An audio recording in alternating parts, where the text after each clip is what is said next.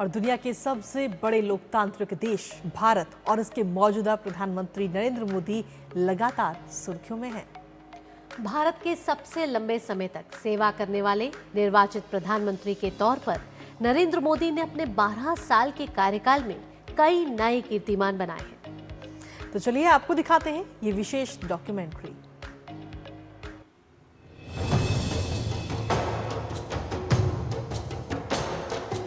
भारत में डेमोक्रेसी इसलिए डिलीवर करती है क्योंकि हमारे देश की जनता ही हमारे लिए सर्वोपरि है।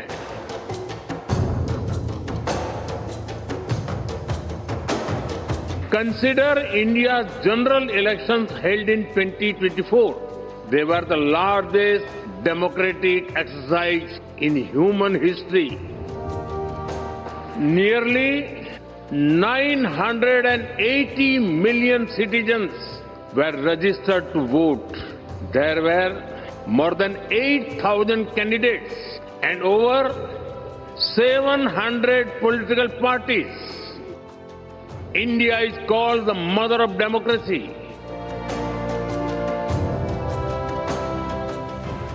मैं नरेंद्र दामोदर दास मोदी ईश्वर की शपथ लेता हूं कि मैं विधि द्वारा स्थापित भारत के संविधान के प्रति सच्ची श्रद्धा और निष्ठा रखूंगा। 2014 का जिक्र आते ही भारतीय राजनीति की वो घटना याद आ जाती है जो करीब 3 दशक बाद घटी थी। 2014 की मई में चुनावी नतीजे आए थे और 1984 के बाद पहली बार कोई ऐसी सरकार बनने जा रही थी जिसके पास स्पष्ट बहुमत था। और सबसे बड़ी बात थी कि ये सरकार गैर कांग्रेसी थी। प्रधानमंत्री का दायित्व संभालने वाले व्यक्ति थे नरेंद्र मोदी। बाद के सालों में प्रधानमंत्री मोदी के नेतृत्व में उनकी पार्टी ने लगातार लोकसभा चुनावों में जीत दर्ज की। नरेंद्र दामोदर दास मोदी साल 2026 तक उनका कार्यकाल 12 साल का हो चुका है। इस ऐतिहासिक कार्यकाल में 10 जून 2026 की तारीख भी भारतीय राजनीति में एक नए अध्याय की तरह जुड़ गई है। इस ऐतिहासिक तारीख को नरेंद्र मोदी लगातार 4,399 दिन तक देश की सेवा करने वाले प्रधानमंत्री बन चुके हैं। उन्होंने पहले प्रधानमंत्री पंडित जवाहरलाल नेहरू के 4,398 दिन के रिकॉर्ड को पीछे छोड़ दिया है। पंडित जवाहरलाल नेहरू ने 1952 से 1964 तक निर्वाचित केंद्र सरकार का नेतृत्व किया था। इस दौरान उन्होंने 3 लोकसभा चुनावों में जीत दर्ज की थी। वहीं प्रधानमंत्री नरेंद्र मोदी ने 2014, 2019, 2024 में हुए लोकसभा चुनावों में लगातार जीत दर्ज की है।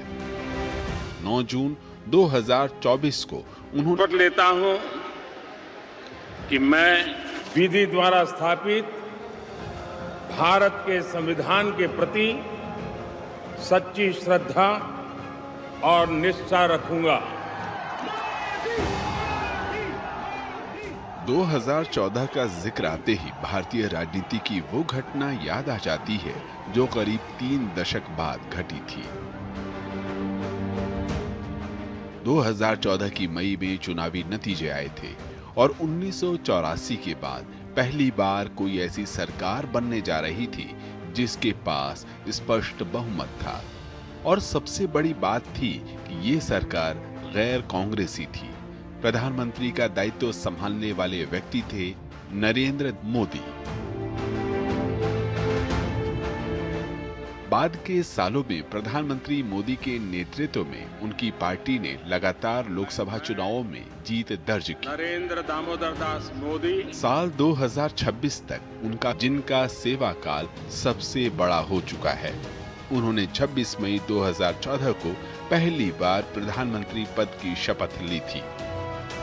जनता ने जो भरोसा प्रधानमंत्री मोदी के प्रति दिखाया था वो सिर्फ सत्ता परिवर्तन का एक संयोग मात्र नहीं था, बल्कि करोड़ों मतदाताओं के आकांक्षाओं और उम्मीदों का प्रदर्शन था। यही करोड़ों उम्मीद आने वाले चुनावों में जन समर्थन के सैलाब में बदलती चली गई और लगातार 2019 उसके बाद 2024 में प्रधानमंत्री के रूप में उन्होंने भारतीय राजनीति के इतिहास में एक नया पन्ना जोड़ दिया है।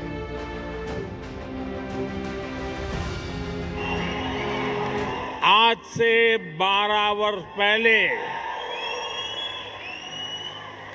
16 मई 2014 लोकसभा चुनाव के नतीजे आए थे। दशकों बाद भारत में स्थिर और पूर्ण बहुमत वाली सरकार का बनना पक्का हुआ था। जब पीछे मुड़कर देखता हूं, 13 वर्ष मुख्यमंत्री के रूप में, 12 वर्ष प्रधानमंत्री का सेवा। डेमोक्रेटिक वर्ल्ड में 25 वर्षों तक करोड़ों करोड़ वोटर्स का लगातार समर्थन, ये मेरे लिए बहुत ही बड़े सौभाग्य की बात है। देश में यह घटना पहली बार घटी है जब एक स्थिर, निर्णायक और बहुमत वाली सरकार का नेतृत्व पहली बार ऐसे व्यक्ति ने किया जो नेहरू गांधी परिवार से नहीं है और उनकी राजनीतिक जड़ें भी कांग्रेस से दूर दूर तक जुड़ी हुई नहीं हैं। आजादी के बाद पहली बार चुनावी प्रक्रिया 1951 में शुरू हुई थी। तब उस वक्त देश की आबादी करीब 37 करोड़ की थी और आज 140 करोड़ से ज्यादा की है। मौजूदा आबादी वैश्विक जनसंख्या का करीब 17% है। इसी जनसंख्या को लेकर प्रधानमंत्री नेहरू और प्रधानमंत्री मोदी के अप्रोच एकदम अलग अलग हैं। जहां प्रधानमंत्री नेहरू आबादी को संसाधनों के लिए चुनौती और जीवन स्तर के लिए बड़ा दबाव मानते थे, तो वहीं प्रधानमंत्री मोदी इस जनसंख्या को संभावनाओं, नवाचार और आर्थिक विकास का इंजन मानते हैं। वे इसे डेमोग्राफिक डिविडेंड कहते हैं। हमारी सोच ये है कि 140 करोड़ देशवासी ये इतने सामर्थ्यवान हैं कि वे चुनौतियों को समाधान दे सकते हैं। ये हमारी सोच है।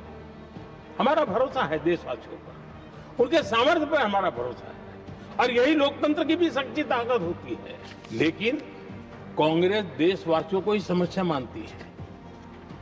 नेहरू जी और इंदिरा जी की सोच क्या थी, मैं उसके विषय में बताना चाहता हूं। इंदिरा जी एक बार ईरान गए थे और ईरान में वो भाषण दे रही थी और मैं जो इंदिरा जी ने कहा था उसको कोट कर रहा हूं। जब किसी ने मेरे पिताजी से पूछा, यानी नेहरू जी से पूछा कि उनके सामने कितनी समस्याएं हैं, तो उन्होंने उत्तर दिया था 35 करोड़। 35 करोड़ देशवासी नेहरू जी को समस्या लगते थे। ऐसा कोई मुखिया हो सकता है क्या जी? और इस बात का उदाहरण देते हुए इंदिरा जी ने आगे कहा कि आज देश की जनसंख्या 57 करोड़ है, इसलिए मेरी समस्याओं की संख्या भी उतनी ही बड़ी है। निवेश और औद्योगिक नीति को लेकर प्रधानमंत्री मोदी के निर्णय नए जमाने और देश की जरूरत के मुताबिक रहे हैं। उनकी नीतियों में कोई पूर्वाग्रह नजर नहीं आता। वे प्रधानमंत्री नेहरू के लाइसेंस राज, संरक्षणवादी नीतियों से देश को पूरी तरह से स्वतंत्र कराते नजर आए। प्रधानमंत्री मोदी का स्पष्ट मानना है कि भारत औद्योगिक क्रांति 4.0 में किसी भी सूरते हाल में पिछड़ना नहीं चाहिए।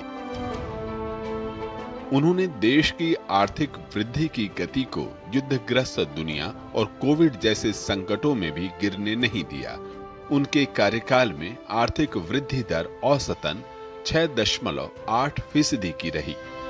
वहीं साल 2025-26 में ये वृद्धि 7.7 की दर्ज की गई।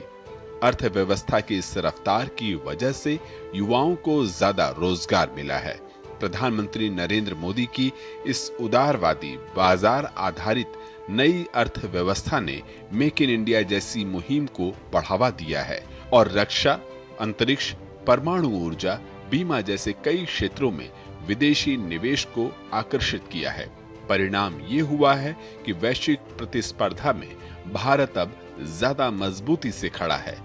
अब एआई, क्वांटम कंप्यूटिंग और सेमीकंडक्टर क्षेत्र में भारत एक अग्रणी देश बन चुका है।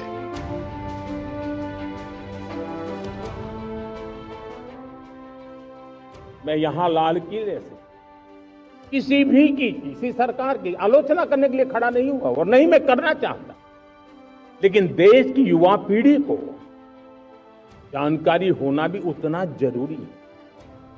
हमारे देश में 50-60 साल पहले सेमीकंडक्टर को लेकर के फाइलें शुरू हुई। 50-60 साल पहले फैक्ट्री का विचार चालू हुआ।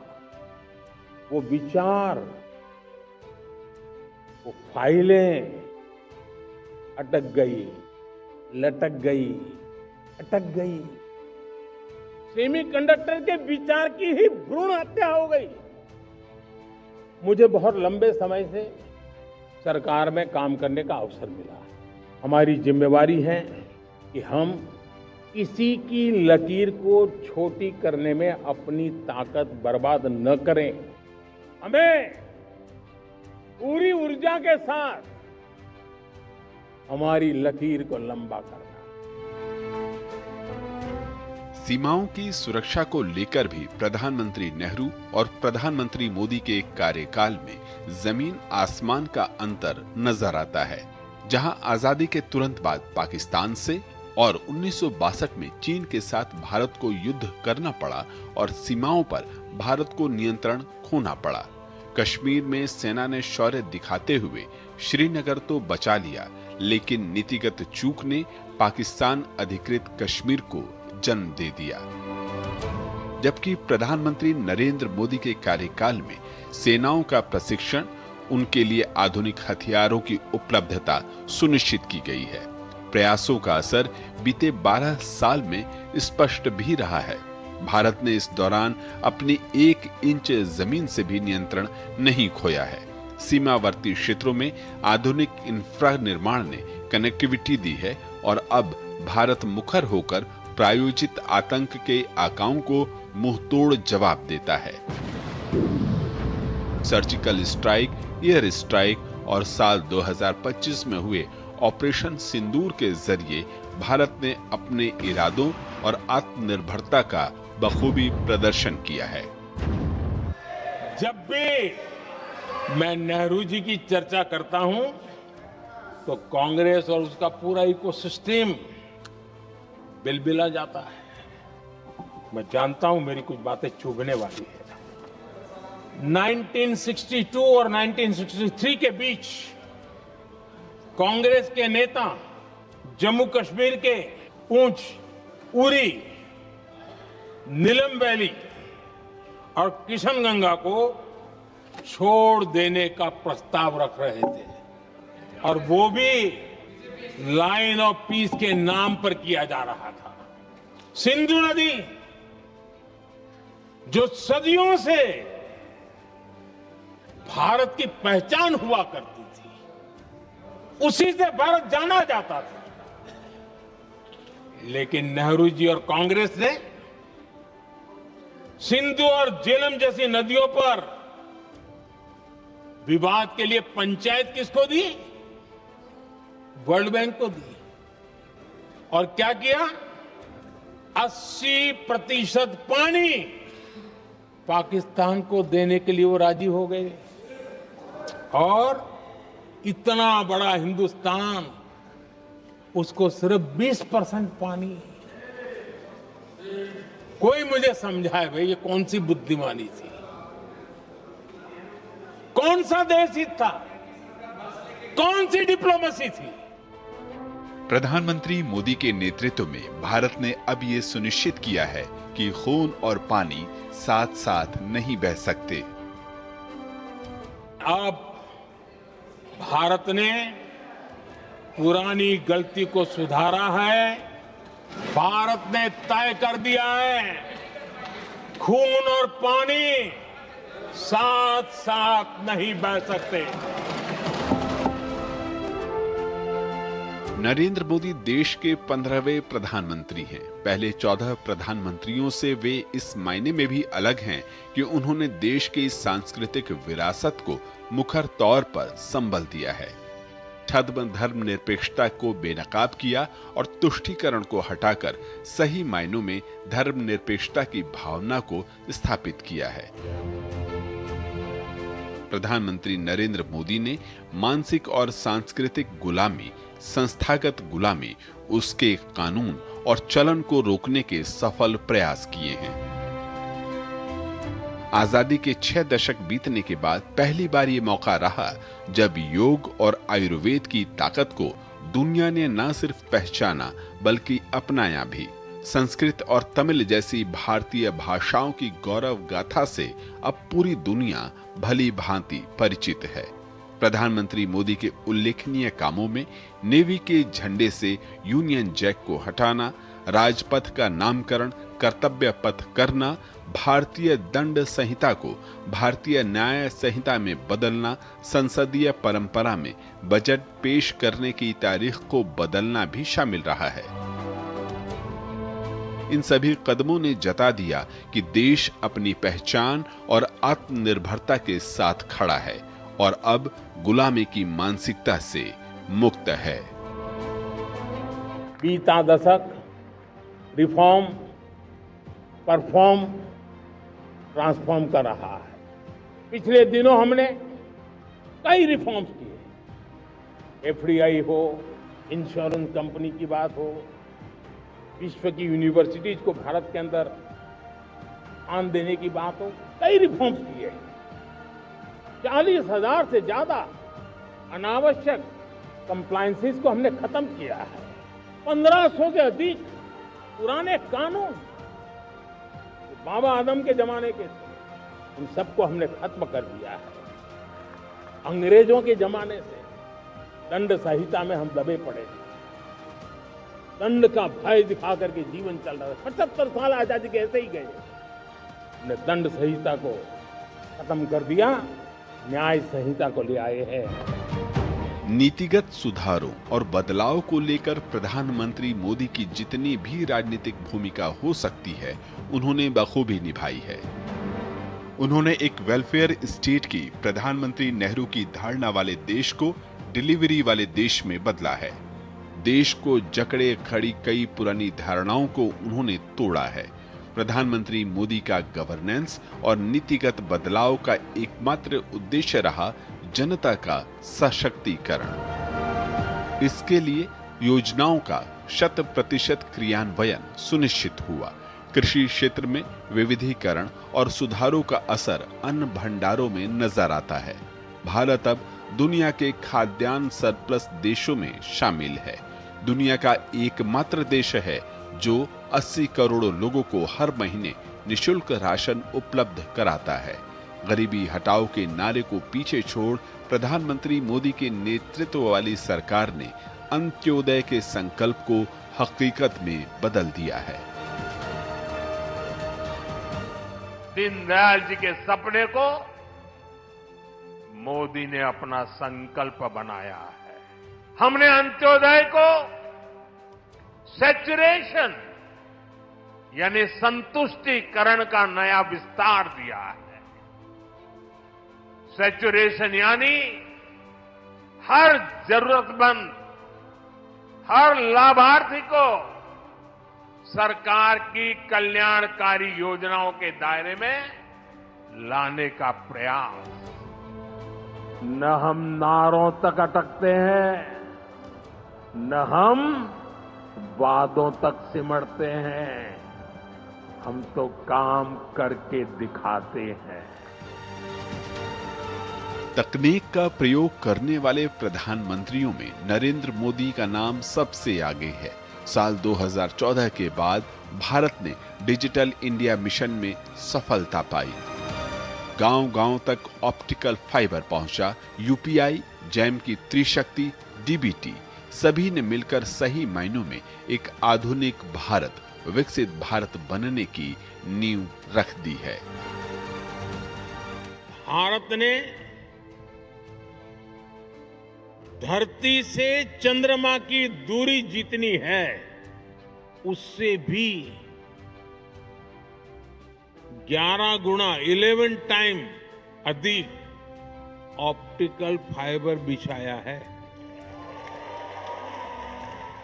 एक दशक पहले हम मोबाइल फोन इंपोर्ट करते थे। आज भारत दूसरा सबसे बड़ा मोबाइल मैन्युफैक्चरर है। ये जो स्पीड और स्केल है, इसके अलावा आज के भारत की एक और पहचान है। साथियों, हमारा मेड इन इंडिया, हमारा यूपीआई आज दुनिया का सबसे बड़ा real time digital payment platform बन चुका है, दुनिया का सबसे बड़ा। मोदी सरकार ने लगातार एक्शन मोड में 24/7 की कार्य संस्कृति के साथ काम किया है और एक हार्ड टास्क मास्टर की तरह प्रधानमंत्री मोदी ने दिखा दिया कि ईमानदारी से कोशिश की जाए तो मौजूदा व्यवस्थाओं के जरिए ही बड़े लक्ष्य हासिल किए जा सकते हैं। पहले की सरकारों ने देश को वोट बैंक की राजनीति में उलझा कर रखा। वो सोचते थे जो कटिंग एज टेक्नोलॉजी है वो बनाने का काम विकसित देशों का है, हमें कभी जरूरत होगी तो वहां से इंपोर्ट करेंगे। यही वजह थी कि सालों तक हमारे देश को दुनिया के बहुत से देशों से पीछे रहना पड़ा। हम बस मिस करते रहे। इसलिए 2014 के बाद भारत ने अपनी अप्रोच बदली। भारत ने तय कर लिया कि हम कोई भी बस छोड़ेंगे नहीं, बल्कि ड्राइविंग सीट पर बैठकर आगे बढ़ेंगे। आत्मनिर्भर भारत, गुलामी की मानसिकता से मुक्त भारत, अंत्योदय के संकल्प को पूरा करता भारत, स्टार्टअप और स्पेस उद्यम में बढ़ता भारत, सशक्त और सुदृढ़ भारत, ये सिर्फ एक शुरुआत है। प्रधानमंत्री मोदी के नेतृत्व में अभी और भी सफलताएं आना बाकी हैं। सबसे लंबे समय तक निर्वाचित प्रधानमंत्री बने रहना सिर्फ एक तारीखी ऐतिहासिक घटना नहीं, बल्कि ये नए भारत, विकसित भारत की ओर स्पष्ट नीति और साफ नीयत से बढ़ते हुए 140 करोड़ देशवासियों की गर्जना है।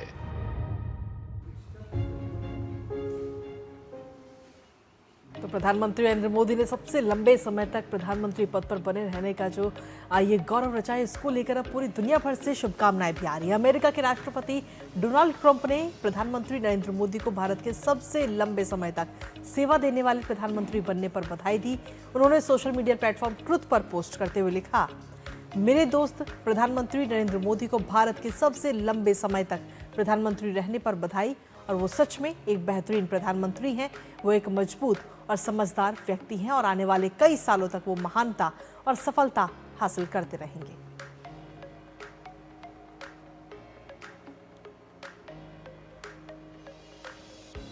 आइए अब जानते हैं आपके शहर के मौसम का हाल। न्यूनतम और अधिकतम तापमान